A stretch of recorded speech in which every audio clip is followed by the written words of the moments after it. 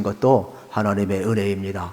우리가 다시 한번 하나님께 영광과 존귀를 올려드리게 됩니다. 간절히 바라기는 오늘도 여러분 성령 충만하시기를 축복합니다. 말씀 충만하시기를 축복합니다. 오늘 주시는 은혜가 우리 속에 있는 어둠을 다 몰아내고 복음에 대한 새로운 시야가 열려서 여러분이 다시 한번 힘을 얻는 귀한 은혜의 시간이 되기를 바랍니다. 저는 지난 주 중에 우리 노예에서 주관하는 성지 순례를 다녀왔습니다. 또 우리 교회에서 우리 박장로님 대회분과 함께 참여를 하게 되었습니다. 하나님 주신 은혜가 크지만은 다 이야기할 수는 없고 시간마다 여러분에게 나눌 수 있는 기회가 있으리라 생각을 합니다. 간단히 축약을 하면 우리가 잘 아는 대로 출애굽의 역사를 이루었던 이집트를 이제 방문을 하게 됩니다. 거기에는 나일강의 문명이 여러분 존재하고 있고 또 그 옛날의 유적들이 참 많이 있지요. 어떻게 보게 되면 이스라엘 백성들이 430년 동안 이곳에 살았는데 그 당시 바알을 섬기고 또 그 당시 태양신을 섬기고 우상을 섬기는 그러한 곳에서 다시금 여호와의 신앙을 회복하고 이스라엘 백성을 출애굽시키는 이 역사는 하나님의 개입이 없이는 불가능한 겁니다. 그래서 이 이집트의 여정 속에서는 이 출애굽 가운데 임하신 그 하나님의 위대하신 권능을 우리가 이제 볼 수가 있지요.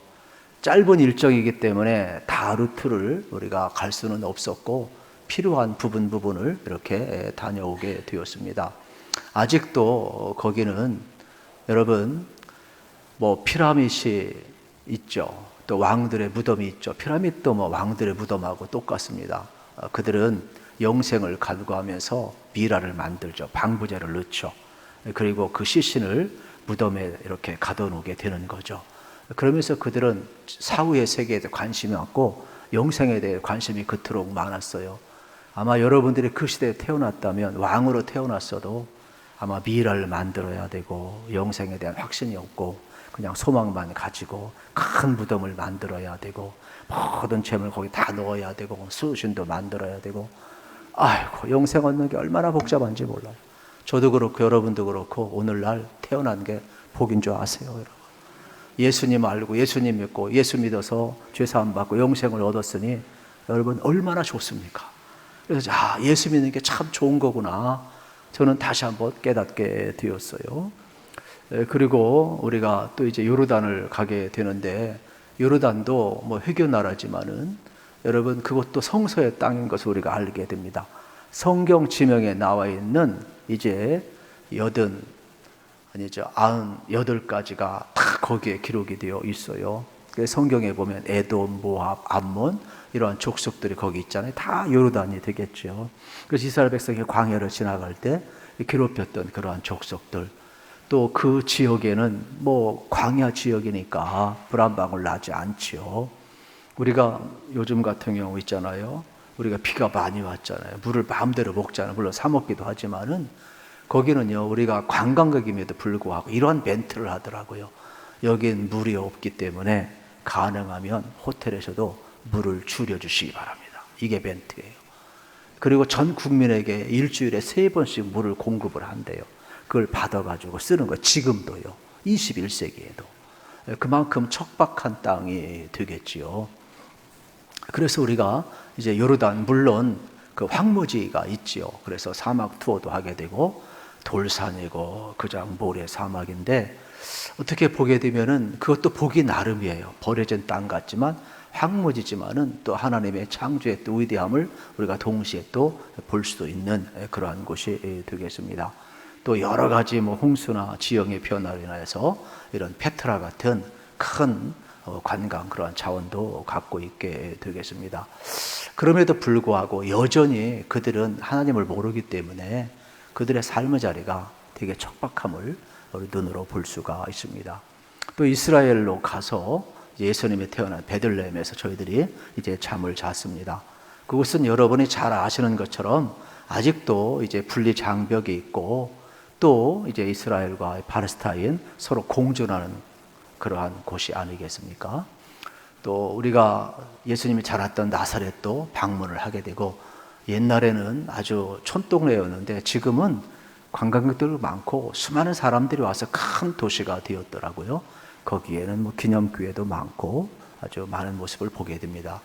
또 예루살렘에 올라갔을 때에 우리가 거기에서 또 예수님이 가신 그 마지막 골고다 언덕 오르신 그 십자가의 길을 우리가 쭉 따라갔는데, 우리는 가상 7원 그래서 보통 7길만 생각하는데 현지에 가보면 그렇지 않아요.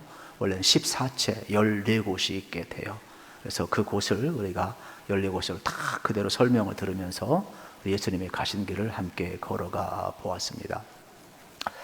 또 예수님이 사역하셨던 갈릴리에 가서 우리가 예배도 드리고, 또 이제 배도 빌려서 배도 타게 되고, 또 그곳에서 우리가 성찬식도 행하고, 또 예수님의 사역을 우리가 깊이 묵상하는 그러한 시간을 갖고, 또 부활 승천 교회를 비롯해서 여러 가지 또 팔복교회를 비롯해서 우리가 다녀왔습니다.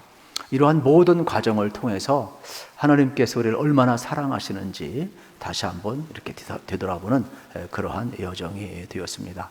앞으로 기회가 있다면 여러분과 더 은혜를 나누고, 이미 새벽기도 나오신 분들은 부분 뭐 일부러 말하려고 한 것은 아닌데, 이상하게도 본문이 그렇게 그 현지를 이야기하다 보니까 나도 모르게 불쑥불쑥 튀어나와서 이미 새벽기도 때 벌써 제가 3번 이야기한 그러한 경험도 있습니다.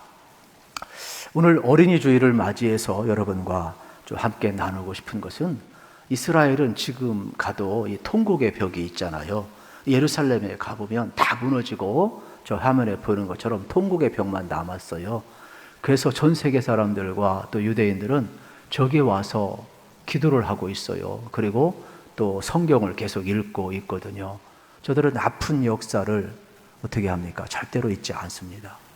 우리는 역사를 쉽게 잃어버리는데, 저들의 모토는 용서는 하되 잊지는 말자라는 거예요.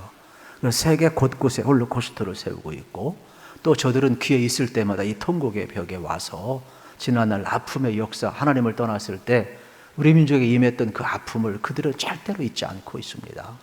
그러면서 다시 한번 하나님의 은혜를 구하는 모습을 봅니다. 우리가 잘 아는 것처럼 유대인들의 그 특징이 뭐냐? 어릴 때부터 성경을 읽게 한다는 거야. 성경을 암송하게 한다는 겁니다.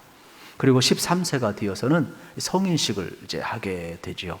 이 통곡의 벽 앞에서도 제가 성인식 하라는 것을 이제 본 경험이 있는데, 사실 아이들은요 13세가 되기 전까지 이 창세기, 출애굽기, 레위기, 민수기, 신명기, 이 토라, 모세 오경을 전부 다 암송한다는 겁니다.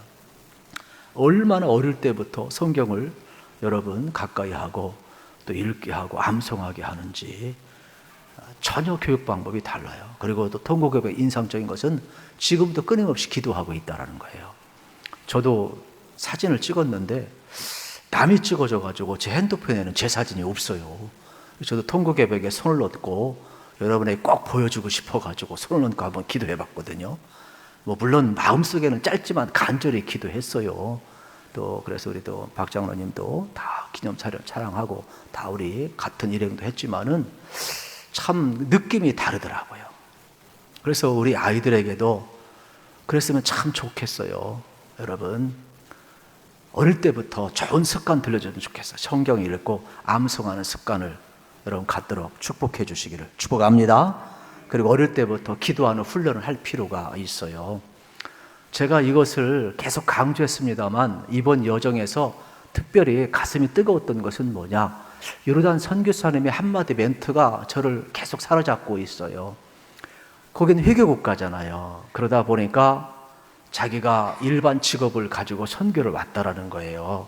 공식적으로 미션 가지고 가면 거부당하니까 비자가 안 나오니까 자기는 이제 공장에서 일하는데 샘플을 만드는 일을 한다라는 겁니다.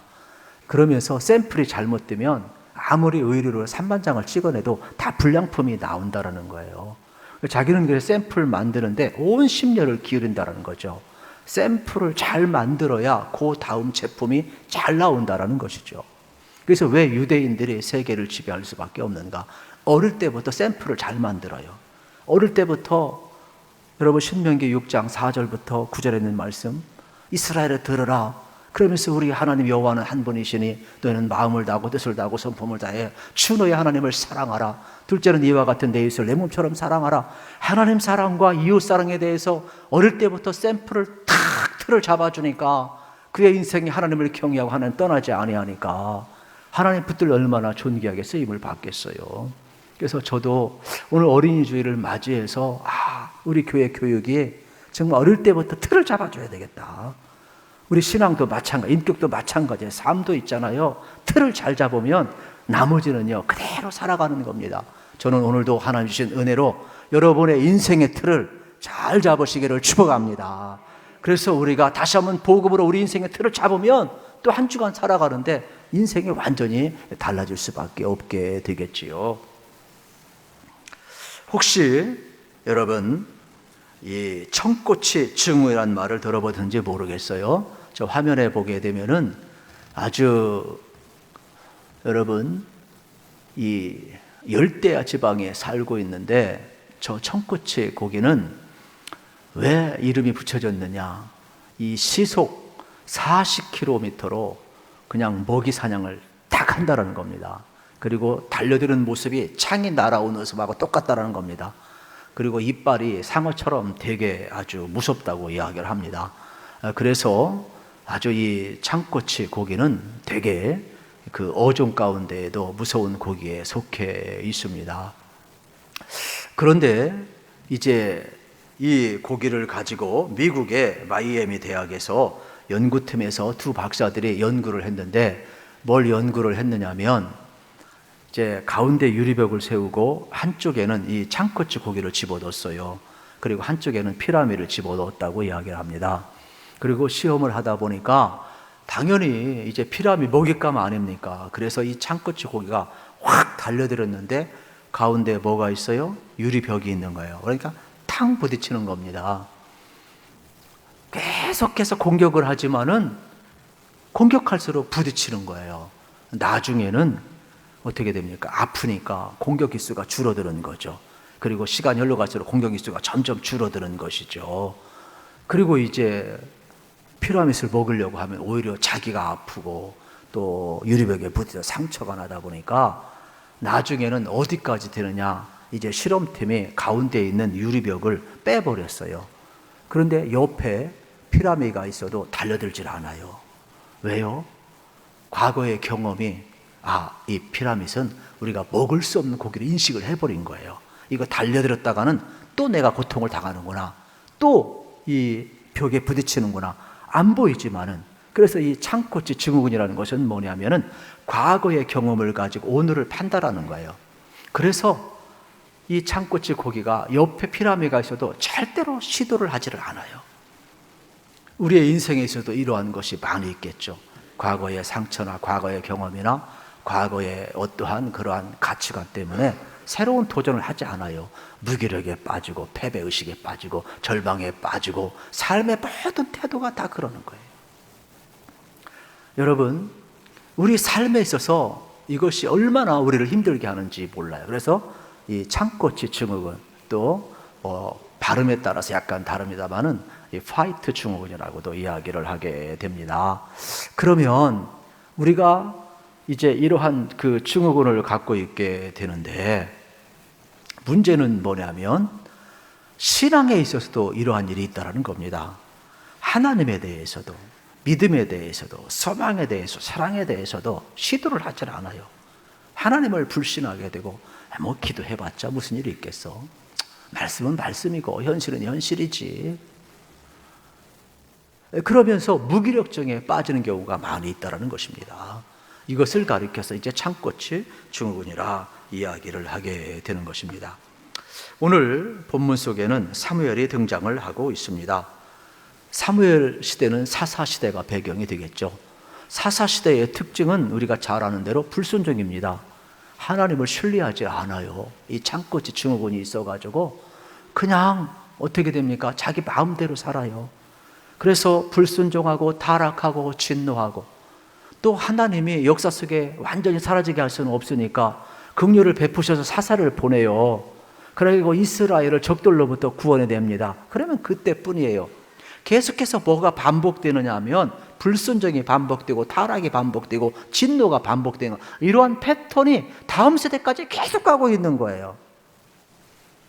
이러한 시대에 보이지 않는 이 유리복을 깨뜨릴 한 사람이 필요한 거예요. 하나님의 사람이 필요한 거예요. 그래서 사무엘의 등장은 그들이 끊임없이 불순종하고 타락하고 진노 가운데 있고 더 이상 하나님을 향하여 정한 마음을 가지고 하나님의 뜻대로 살고자 하는 열망이 없는 이 시대에 다시 한번 보이지 않는 이러한 무기력, 불신, 이러한 유리벽을 깨트릴 수 있는 하나님을 향한 정한 마음을 가진 그 한 사람이 필요한 시대인데 등장한 인물이 누구냐? 바로 사무엘이라 이러한 말씀이 되겠습니다. 오늘 1절 말씀을 다 같이 한번 읽어보겠습니다. 1절 같이 읽겠습니다. 시작. 아이 사무엘이 엘리 앞에서 여호와를 섬길 때에는 여호와의 말씀이 희귀하여 이상이 흔히 보이지 않았더라.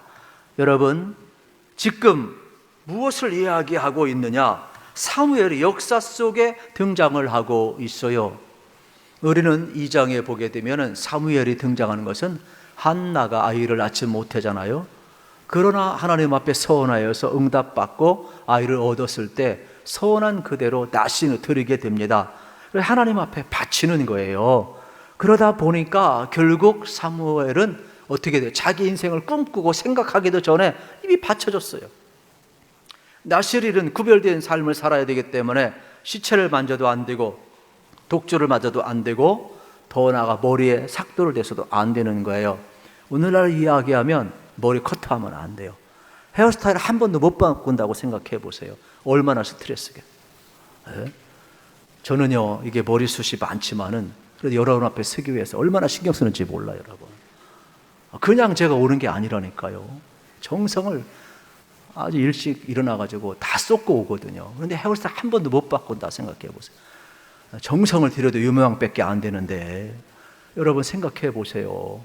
얼마나 사무엘 인생이 깝깝하겠어요. 이렇게 사무엘은 어릴 때부터 하나님 앞에 드려진 그러한 인생이 되겠지요. 제 주변에도요, 자기 의사와 상관없이 부모님들이 소원한 자녀가 많아요. 그래서 제가 신학교 들어갔을 때 자기는 신학하고 싶지 않은데 아버지가 가려서 온 사람이 많아요. 소원했다라는 거예요. 그래서 방황 되게 많이 해요, 친구들이. 왜요? 난 신학하기 싫은데 그냥 아버지가 가라고 해서 소원했다고 그래가지고. 그래, 그 신학교 시절에 방황 다 해요. 어차피 나는 목사님 앞에 목사 될 것이고 어차피 하나님 앞에 드렸으니까 하나님 나 책임질 것이지. 모험하고 방황하고 막 다 해요, 막. 사무엘은 그렇지 않았어요. 사무엘은 생각해 보세요. 여러분, 어릴 때 어머니와 분리돼요. 가장 사랑받아야 될 나이에 분리되고 있어요. 그것도 또 성전에 여러분 덩그러니 던져지게 되어 있어요. 그것도 나이 많은 할아버지 엘리사장 앞에 맡겨지고 있어요. 여러분, 사무엘의 삶에 있어서 어떻게 행복하겠어요? 어린이가 뭘 알겠어요?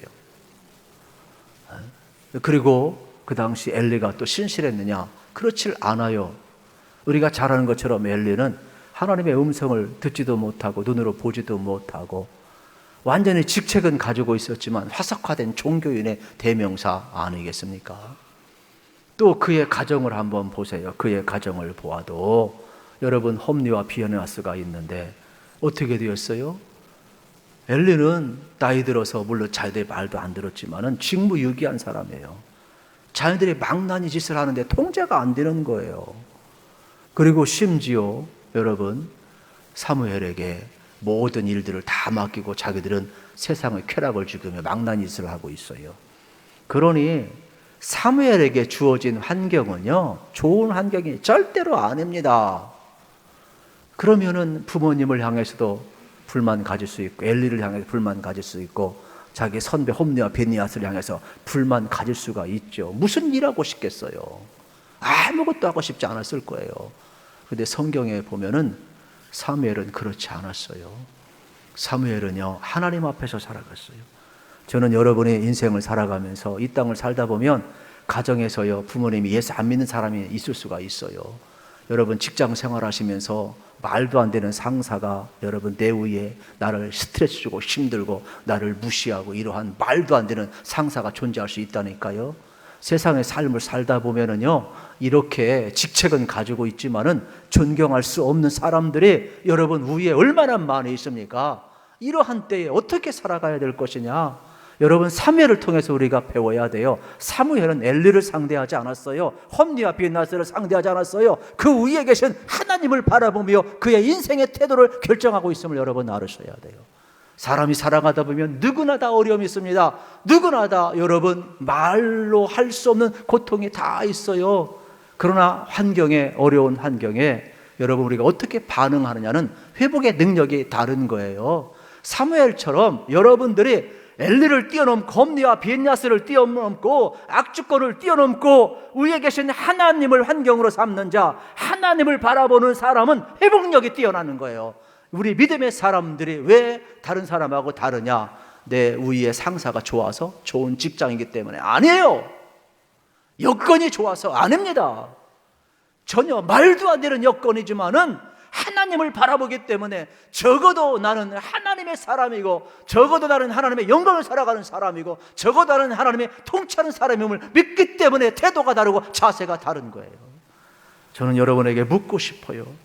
여러분은 사람을 보고 살아가십니까? 하나님을 보고 살아가십니까? 가정생활이든 직장생활이든 교회생활이든 여러분의 사회생활이든 여러분 말도 안 되는 여러분 구조 속에 있을 수가 있어요. 그때 사무엘처럼 쓰임받길 원하시면은 하나님 바라보시기를 축복합니다.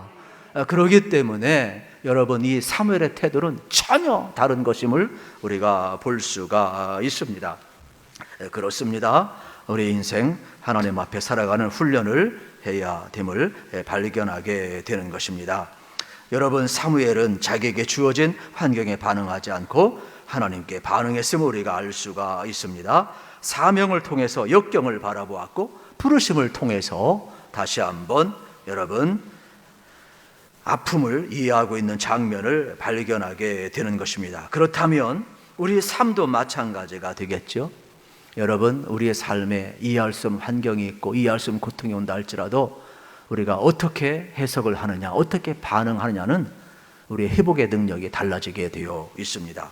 저는 여러분들이 하나님의 부르심 없이는 우리의 삶을 이해할 수 없다는 것을 깨달으시고 또 사명을 통해서만이 인생의 역경을 넘어설 수 있다는 것을 우리가 발견했으면 좋겠습니다.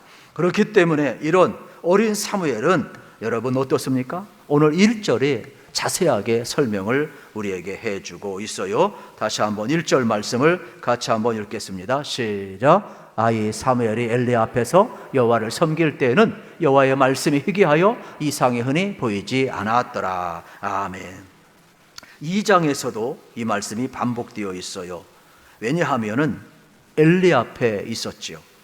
그러나 그 시대는 여러분 어떻습니까? 하나님의 이상이 들리지 않았다라고 이야기를 하고 있어요. 그러면 사무엘이 겪어야 되는 것은 엘리가 전부예요. 성전이죠, 제사장이죠, 부모 역할하죠, 또 나이 많이 들었죠, 또 전부 그의 통제 아래에 있죠. 종속되어야 되죠. 그의 사무엘의 세계는 엘리를 뛰어넘을 수가 없어요. 그런데 사무엘은 하나님을 섬기고 있다라고 성경은 이야기하는 겁니다. 보이는 것은 엘리요, 그의 세계요, 그의 가치관이요, 그 전부인 것 같지만 사실 사무엘에게는 보이지 않는 하나님이 그의 섬김의 대상이었음을 우리에게 가르쳐주고 있는 것이죠. 그래서 사무엘의 인생은 바로 이렇게 하나님을 섬겼기 때문에 극복하는 회복력을 가질 수가 있었음을 발견하게 되는 겁니다.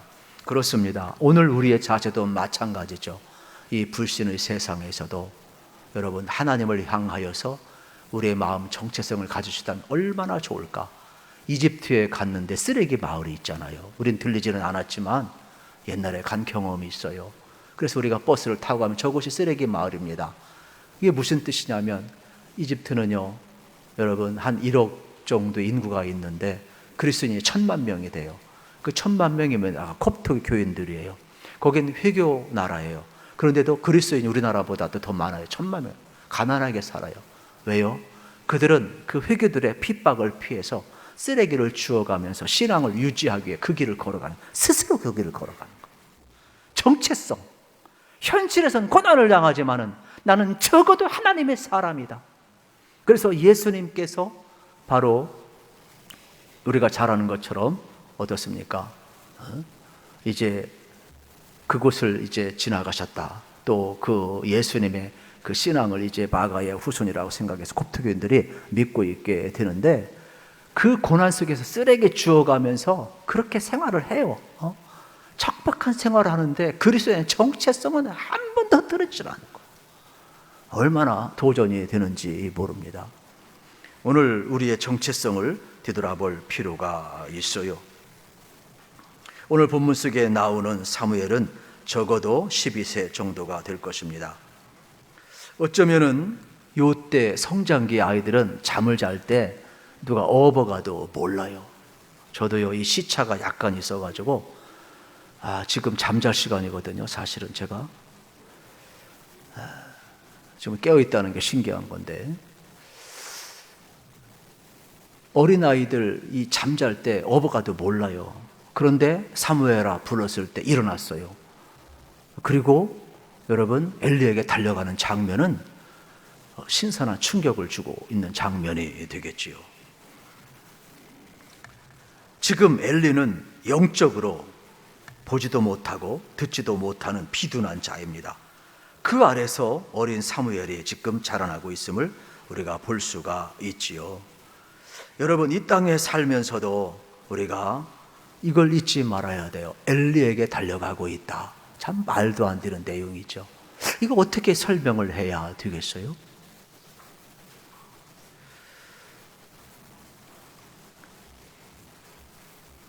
그런데 지금 여러분, 사무엘이 엘리 앞에 갔을 때에 엘리가 여러분 뭐라고 이야기합니까? 나는 너를 부르지 아니했다 이야기를 하잖아요.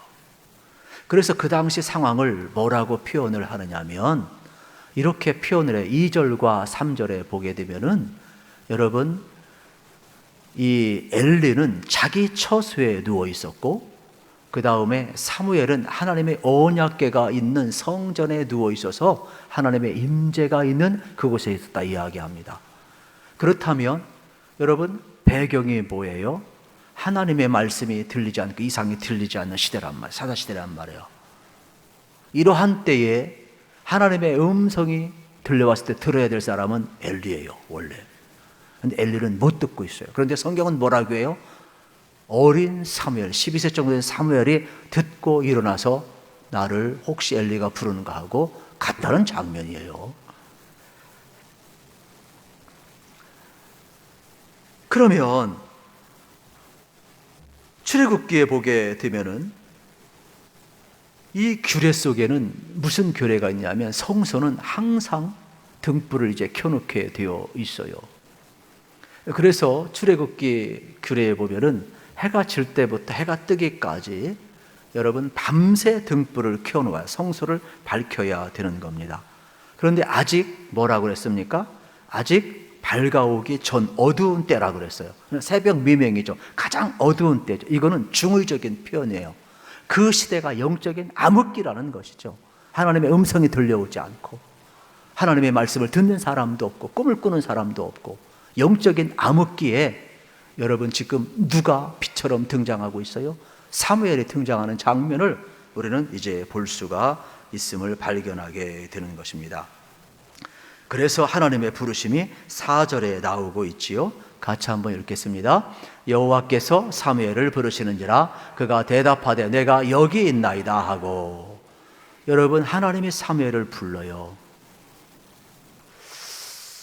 그러면 여러분, 우리가 한번 생각을 해 보십시다. 지금 하나님이 직접 말씀하고 있는 장면을 이제 우리가 볼 수가 있습니다. 오늘날도 여러분 마찬가지가 되겠죠. 하나님은 들을 수 있는 사람이 있다면 언제든지 말씀하시는 분이 되겠습니다. 그러나 사사시대는 하나님이 침묵하셨어요. 왜요? 들을 사람이 없으니까. 오늘도 마찬가지예요. 여러분, 그러면서 사사시대는 뭐라고 해요? 하나님이 말씀하지 않았대요. 하나님이 말씀하는 것이 아니라 들을 사람이 없었기 때문이에요. 그러면서 그들은 뭐라고 하나님이 역사하지 않는다 이렇게 생각을 해서 하나님이 말씀하지 않는다 이렇게 생각을 했어요. 그러나 오늘 성경에 보면 사무엘에게 하나님의 음성이 들려오고 있음을 우리가 발견을 할 수가 있는 것입니다. 오늘날도 마찬가지가 되겠습니다. 여러분들이 다시 한번 하나님의 말씀을 듣고자 하면 얼마든지 오늘도 하나님은 바로 말씀하실 수 있다는 것을 우리에게 가르쳐주고 있습니다. 사실 가장 영적으로 어두운 시대에 이 어둠을 밝힐 수 있는 한 사람을 하나님은 찾고 기다리고 있었음을 우리에게 가르쳐주고 있지요. 하나님의 영광이 떠났는데, 하나님의 부흥이 떠났는데, 하나님의 영광이 쉐키나 하나님의 은혜의 빛을 다시금 비춰지길 원하는 그 한 사람. 어쩌면은 부흥을 다시 한번 꿈꿀 수 있을 때 하나님의 역사는 다시 한번 일어난다는 것을 보여주고 싶었던 우리 모습을 발견하게 되는 겁니다. 저는 여러분들이 오늘 사무엘을 향하여 말씀하시던 하나님이 여러분을 향해서 말씀하실 수 있다는 것을 믿으시기를 축복합니다. 아무리 이 시대가 어두워도 하나님은 영광의 빛을 비춰줄 수 있는 분이 되시겠습니다. 여러분, 사무엘의 이름의 뜻이 뭔지 아십니까? 이 등불이라는 뜻이 있어요. 3부 때 아이들한테 퀴즈 낼 건데 아이들 앞에 절대로 가르쳐주지 마세요. 상품을 줘야 되기 때문에 아무리 손자 손녀에게도 가르쳐주면 불공평하게 되는 겁니다. 가르쳐주지 마시고, 어두운 시대에 어둠을 밝히는 등불이 바로 중의적인 표현이 되겠지요. 하나님을 찾는 그 한 사람, 그 시대의 등불이라 이러한 말씀이 되겠습니다. 저는 이 시간 여러분을 축복하고 싶습니다. 저도 그렇고 여러분도 그렇고 우리의 자녀도 이 시대의 등불이 되기를 축복합니다. 이 어두운 시대에 하나님이 우리에게 말씀하셔서 하나님의 살아계심을 드러내고, 아무도 부흥을 꿈꾸지 않지만 하나님이 역사하실 때 여러분 우리 가운데 오셔서 일하시는 부흥을 꿈꿀 수 있는 그러한 사람이 우리가 되어야 됨을 다시 한번 발견하게 되는 것입니다. 하나님의 부르심과 그 음성 속에는 하나님의 개입이 있습니다. 하나님의 부르심의 음성 속에 민감한 사람들이 되기를 우리 주님의 이름으로 축복합니다. 우리 옆 사람을 한번 축복했으면 좋겠어요. 우리 옆 사람 축복합시다. 당신은 이 시대의 등불입니다. 그렇습니다. 좌우로 하시고요. 여러분들이 정말 이 시대의 등불이 되시기를 축복합니다. 5절 이하에 보면은 이제 하나님의 그 부르심 앞에 사무엘은 엘리에게 또 갑니다. 엘리에게 달려가서 이르되 당신이 나를 부르셨기에 내가 여기 있나이다 하니, 그가 이르되 나는 부르지 아니하였느라 다시 누우라 하는지라. 그가 가서 누웠으니, 여러분 이게 무슨 내용이에요? 3번씩이나 반복이 돼요. 엘리 앞에 갔는데 나는 너 부르지 않았다, 가서 누우라 그러는 거예요. 3번씩이나 반복되는 거예요. 그러니까 엘리도 그 당시 여러분 얼마나 영적으로 무감각했는가를 알 수가 있죠. 이 이유에 대해서 여러분 7절에서 이렇게 설명을 하고 있어요.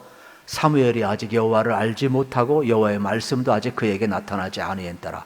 그러니까 어린 사무엘이 성전에 있고 엘리 앞에 있지만은 여호와를 알지만은 여호와를 인격적으로 깊이 알지 못했던 거예요. 그러니까 12세 정도 어린 나이에, 그런데 지금까지 여러분 피상적으로 알던 여호와가 직접 나타난 거예요.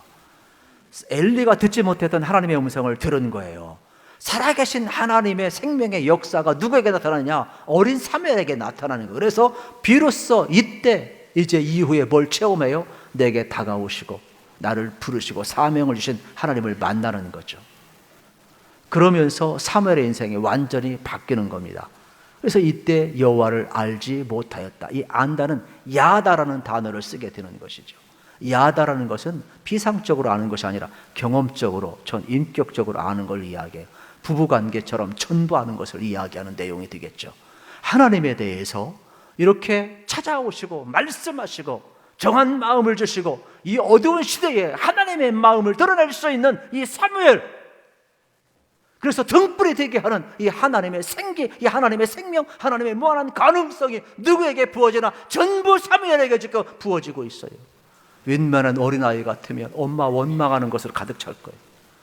엘리 세계관으로 가득 찰 거예요. 보이는 불만으로 가득 찰 거예요. 그러나 어린 사무엘은 하나님이 찾아오셔서 그에게 보여주십니다. 말씀하십니다. 하나님의 무한한 가능성으로 전부 채워주고 있어요. 왜요? 어릴 때부터 그런 환경을 뛰어넘고 하나님을 섬기고 있었기 때문에 틀이, 샘플이 좋은 거예요.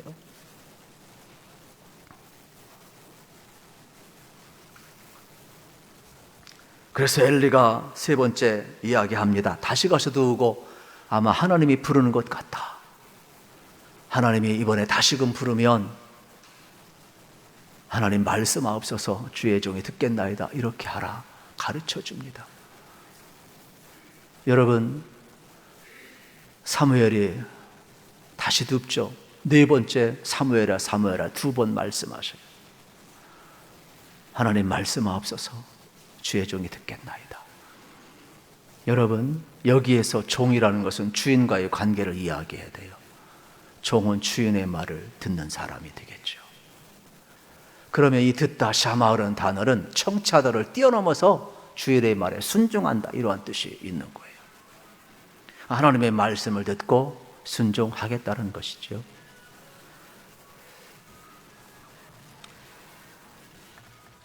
주님의 부르심에 응답하는 사람. 여러분, 오늘 우리가 예수를 믿고 예수를 따른다고 하지만 진짜 예수를 믿고 예수님을 따른 사람은 누구냐? 하나님 말씀하옵소서 주의 종이 듣겠나이다. 반응하는 사람이죠. 여러분이 정말로 예수님 믿고 예수님의 제자가 되길 원합니까? 그러시다면 예수님 말씀에 반응하시기를 축복합니다. 제가 이제 여행을 갔다 와서 주차장에 가가지고 제 차가 어디 있는지 잘 모르겠어요. 어떻게 합니까? 누르는 거예요. 리모컨 누르는 거예요. 똑같은 차가 종류가 있어요. 내 차가 아니에요. 반응하는 차만 내 차예요. 여러분, 우리가 다 예수 믿잖아요. 예수님 말씀 듣잖아요. 그러나 예수님의 제자는 예수님 말씀에 반응하는 사람, 순종하는 사람만 예수님의 제자이지 여기 앉아있다고 다 제자가 아니에요. 저는 여러분들이 예수님 말씀에 반응하시고 순종하시길 축복합니다. 왜냐하면 우리는 내 주인이 누구이냐? 듣고 반응하고 순종하는 것이 내 주인이에요. 우리는 예수님에 대해서, 하나님의 말씀에 대해서는 반응하고 듣고 순종하지 않지만 나의 필요와 세상에 대해서는 얼마든지 반응하고 내 간을 다 내주어라도 순종하며 나아가잖아요. 우리의 필요를 위해서 얼마나 많은 반응을 보입니까? 내가 반응하고 내가 순종하는 게 내 주인이지. 반응도 보이지 않고 순종도 않고 어떻게 주님이 여러분의 주인입니까? 내가 반응하는 것, 순종하는 것, 그것이 내 주인임을 알으셔야 돼요. 여러분이 세상에 반응하십니까? 아니면 주님 앞에 반응하십니까? 사무엘은 적어도 이 암흑기의 시대에 하나님 앞에 반응하는 사람이었어요. 하나님 말씀하옵소서 주의 종이 듣겠나이다. 시대의 리더는 시대를 품은 사람이고 시대 속에서 말씀하시는 하나님의 음성을 듣는 사람이 되겠습니다. 그렇다면 지성수에 불이 꺼진 오늘의 시대처럼 누가 이 하나님의 음성을 들을 수 있단 말입니까? 비록 이 시대가 어둠 속에 있다 할지라도 지성수에 있었던 것처럼 하나님의 궤에 있는 언약궤에 누워있는 이 사무엘처럼 여러분들이 하나님의 임재 가운데 언제나 거하시기를 우리 주님의 이름으로 축복합니다. 저는 희망을 노래하고 싶습니다. 아직도 하나님의 등불은 꺼지지 않았다라고. 적어도 여러분들이 하나님을 믿고 하나님의 음성에 열려 있다면 저는 여러분들이 이 시대를 밝힐 수 있는 등불이 될 줄로 믿습니다. 하나님은 시대가 어두워도 듣는 사람이 있다면 그 한 사람에게 말씀하시는 분입니다. 시대가 어두워도 하나님의 얼굴을 찾는 사람이 있다면 그분은 나타내실 것입니다. 그래서 여러분의 인생 속에 하나님의 시간, 하나님의 때가 나타날 것이고 하나님의 새로운 역사가 펼쳐지게 될 것입니다. 다시 한번 여러분을 통해 이 시대에 부흥의 햇불이 높여지기를 우리 주님의 이름으로 축복합니다. 오늘 결론은 2000년 전, 아니 수천 년 전 여러분 사무엘 이야기로 끝나는 것이 아니라, 여러분 은혜 받고 끝나는 것이 아니라 오늘 우리가 다시 한번 호소짓던 음성으로 부르시는 하나님의 음성을 듣고 반응하여서 하나님 말씀하옵소서 주의 종이 듣겠나이다. 여러분이 이 시대에 등불이 될 수 있기를 우리 주님의 이름으로 축복합니다.